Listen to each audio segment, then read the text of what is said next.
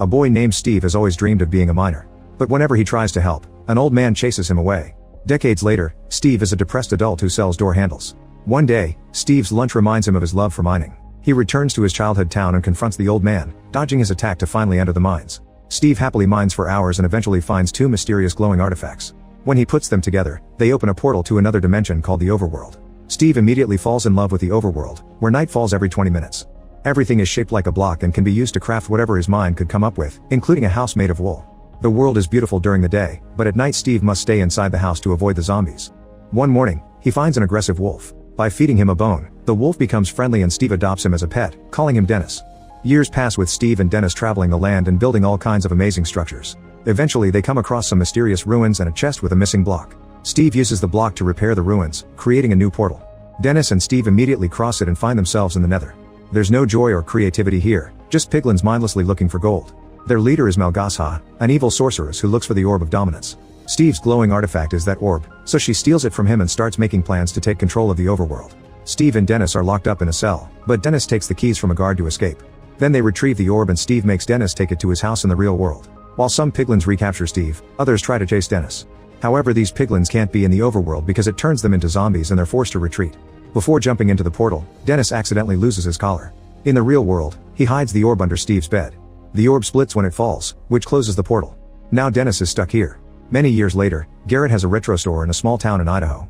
He used to be an arcade champion in the 80s and has never let go of his glory days. Now his shop isn't doing so well and he ends up receiving an eviction notice. Desperate to make some cash, Garrett goes to a storage auction, hoping to find a lot with something valuable he can resell. He learns that one of the lots has a rare Atari Cosmos, so he buys it for $900 with a check that can't be cashed now. However, when he finally opens the Atari box, he discovers that it's empty. He furiously starts destroying the storage unit, not noticing the orb pieces that fall from the box. To make matters worse, his car breaks down in the middle of the road when he tries to go home. Meanwhile, siblings Natalie and Henry are moving to the same town because it was their mother's dying wish. As they drive down the road, they see Garrett raging at his car. When they arrive in town, real estate agent Dawn gives them the house keys and a gift from the potato chip factory Natalie will be working at. Dawn carries animals in her car because her dream is to open a petting zoo. The next day, Natalie makes their mother's signature pizza for Henry to take to school, hoping that it'll help him make friends. On his way to school, Henry sees Garrett's retro store and goes in to admire all the cool things. Garrett uses the chance to promote his mentorship program, so when Henry asks for life advice, Garrett demands payment and ends up taking the pizza instead of cash. Garrett says many inspirational words that don't make much sense, but at least he reminds Henry that teamwork is important. At school, Henry's first class is art and the teacher makes the kids draw a banana and an orange. Instead of making the usual still life drawing, Henry draws a banana with a jetpack. The teacher scolds him for not following the assignment and his classmates mock his ideas. To prove them wrong, Henry goes to the school lab and builds a jetpack, which he straps to a skeleton. He then does a test run in front of the crowd. The jetpack launches well, but it fails in the middle of the flight and crashes in the potato chip factory where Natalie works. The big potato statue on the roof is hit and falls into the river. The vice principal says this could potentially mean expulsion and demands to see Henry's guardian. Instead of calling Natalie, Henry calls Garrett and offers to pay him $26 if he pretends to be his uncle. Garrett picks Henry up and the vice principal is excited to flirt with a pseudo-celebrity that she lets the boy leave.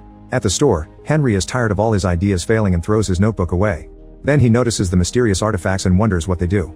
Garrett reads the paper that came with them, which says they should never be combined. Henry does so anyway and the orb starts glowing while Garrett reads the other side of the paper, which warns them that it's extremely dangerous to look for the orb's treasure. Minutes later, Natalie is freaking out because she can't find Henry anywhere and he won't answer his phone. Dawn tells her that he was behind the factory incident and teaches her how to track Henry's phone, revealing he's at the local mines.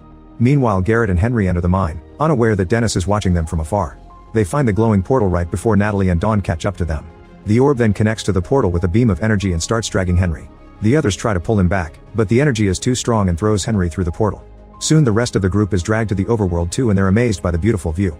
Garrett notices a pink sheep and tries to talk to it, so the others follow him. In the Nether, Malgasha's magic detects the return of the orb and goes to see Steve, who has spent all these years in a cell. She wants him to bring her the orb so the piglins unchain him, and Steve uses the chance to steal a sword from them. Before he can attack, Malgasha pulls out Dennis' collar and pretends the wolf is her prisoner.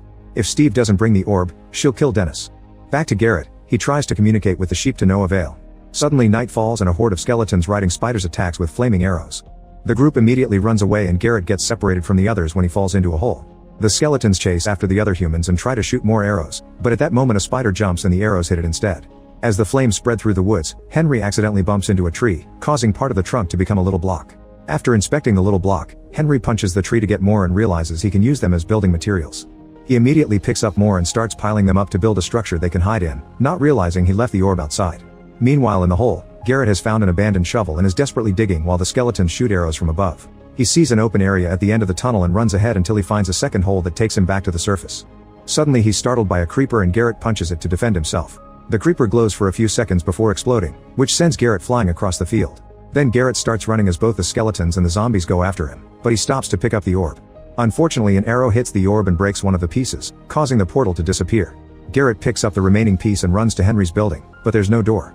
While he fights one of the zombies, another monster appears on the roof and the group has to push it off. Soon the zombies surround Garrett, so Henry opens a hole and brings Garrett inside before closing it.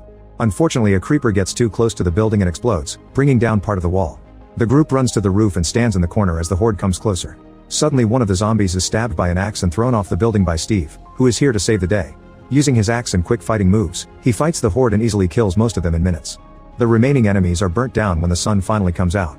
Afterward Steve explains they can't go home unless they have both parts of the orb. The only way to get a new one is to go to Woodland Mansion, which is a very dangerous trip. Steve offers to help them get home if they pay him with the orb, and the group takes the deal. In the Nether, Malgasa suspects that Steve has betrayed her, so she orders General Chungus to go after the heroes. She also gives him a special potion that will allow him to walk under the sun safely. Back in the overworld, Steve takes the group to Midport Village so they can get gear. He reveals he built most of this place himself and introduces them to the Iron Giant, who protects the whole place. Steve also shows them how to cook chicken with lava, and Garrett shows off by biting a very hot piece. Natalie tells Steve they should hurry up, but Steve thinks they must give Henry time to explore his creativity.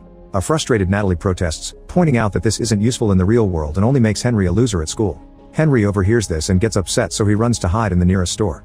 Steve shows Henry and Garrett all the cool stuff they can get here, like weapons and armor. Garrett finds a pearl that can teleport them anywhere and accidentally uses it, making him appear at the door.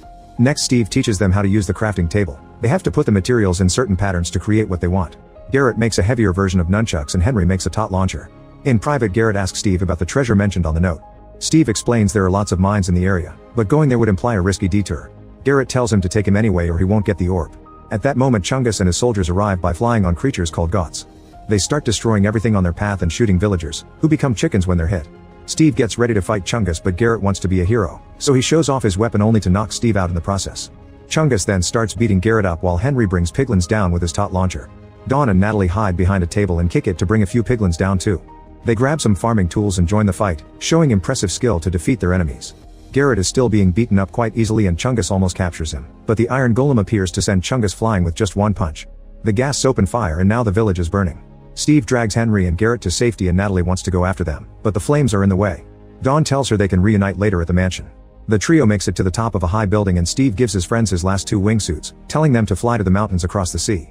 Garrett pushes Henry and he falls for several miles, but at the last second he manages to activate the wingsuit and starts flying away. Soon Garrett is following him, and Steve joins them by jumping on Garrett to ride him like a horse. The piglins and the ghasts start chasing them while shooting fireballs, which destroy parts of the mountains. One of the piglins jumps on Henry and almost makes him crash, but he manages to control his flying to move ahead. Steve controls Garrett by using his hair and pulls a quick move to make one of the ghasts crash. A group of hog-riding piglins throws their spears at them and two even jump on the men, so Garrett has to grab Steve to prevent him from falling. The ghast is still shooting fire and makes a hole in the rock formation blocking the way, where piglins are waiting with a net. Since the hole isn't very big, Garrett and Steve hug tightly and manage to go through it right before the piglins throw a bucket of lava at them. The attacking ghast ends up tangled in the net instead. Henry uses a firework to push the piglin off and sends it into the last ghast's mouth, causing it to explode. It also makes Henry lose control and he crashes into his friends, which makes them start falling. Luckily Steve has a water bucket that he throws on the ground, creating a lake for them to land safely on. While the boys travel through the woods, Steve tells them Malgasa's story. She used to dream of becoming a dancer, but the piglins didn't appreciate her talent and her father was ashamed of her. This made Malgasa denounce creativity and now she wants the orb to black out the sun to destroy the overworld. Steve promises he won't give the orb to Malgasa, but he needs it for leverage to save Dennis. In the Nether, Malgasa yells at Chungus for his failure and unleashes the Great Hog, who easily kills Chungus with just one move. Then Malgasa sends him out to get the orb. In the village, Dawn and Natalie try to get on the last boat, but the villager just rows away. Natalie mines a piece of wood to throw at him, only to miss. Now they'll have to find another route. Night falls when they reach the woods and they discuss how awful it is to have adult responsibilities while fighting zombies with their farm tools. Suddenly a growling wolf appears behind them, so Dawn befriends him by giving him a bone. This makes a collar with his name magically appear around his neck, confirming this is Dennis. Dawn recognizes the name from Steve's stories and asks Dennis to take them to him. Meanwhile Steve takes the boys on a detour through the redstone mines, where Garrett accidentally steps on a trap and the walls start throwing projectiles at him. Garrett tries to run but a cube hits him and sends him flying. His head lands on a lever that opens a hidden door, revealing a huge pile of diamonds.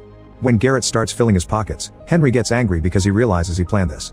At that moment Steve smells something horrible and they hear the Great Hog appearing nearby. The trio rushes to get on a minecart and rides through the mines very fast, but eventually the redstone powering it runs out and leaves them stuck in a dark room. Steve lights a torch and they find themselves surrounded by creepers. The Great Hog is getting closer, so Garrett starts pushing the cart toward the redstone trail while Henry hits the creepers. The cart hits the trail just in time to leave the mines while the Great Hog is brought down by the exploding creepers. Once the trio reaches the woods, Henry calls Garrett out for his selfishness. Garrett finally drops the macho attitude and admits he's scared because he's a loser. Henry takes pity on him and they reconcile, so Garrett lets him have the orb. Eventually they make it to the mansion and Steve shows his friends a map of the 3 floors. There are dangerous enemies guarding every area, so they need a plan. Garrett and Steve distract the Vindicators on the first floor by playing some silly music, allowing Henry to sneak around. At first he manages to avoid a few guards, but when he reaches the stairs the Vindicators see him and start chasing him. They throw their weapons at him and Henry avoids them by hiding in a room. Meanwhile Garrett and Steve are captured and put in a ring. Steve is tied up and Garrett must fight their greatest warrior, who is a tiny zombie riding a chicken. They're small but very strong, so they use their teamwork to hit Garrett over and over again. Garrett manages to pull a move to hit the zombie back and the kid starts crying, but he's just acting to attack Garrett by surprise. When Garrett is down, Steve manages to remove his ropes and jumps to headbutt the zombie, throwing him off the ring. Back to Henry, he starts searching the chests in the room and uses some materials to build a diamond axe. After searching for a while he also finds the replacement artifact for the orb. At that moment the Enderman appears and uses its power to hypnotize Henry, making him see a vision of all his friends insulting him. When the fake Garrett burns his notebook, Henry snaps out of it and attacks the Enderman with his axe. The creature keeps teleporting away but Henry never gives up and hits it until it finally dies, leaving a pearl as a reward. Then Henry mines a hole in the floor and jumps to reach the ring. The 3 friends run out of the mansion together, only to be surrounded by Malgasa and her army on ghasts. She uses her magic to get the orb from Henry's bag and flies away while the piglins jump on the bridge with dynamite. Garrett throws Henry at one of the ghasts, causing the piglins to fall off.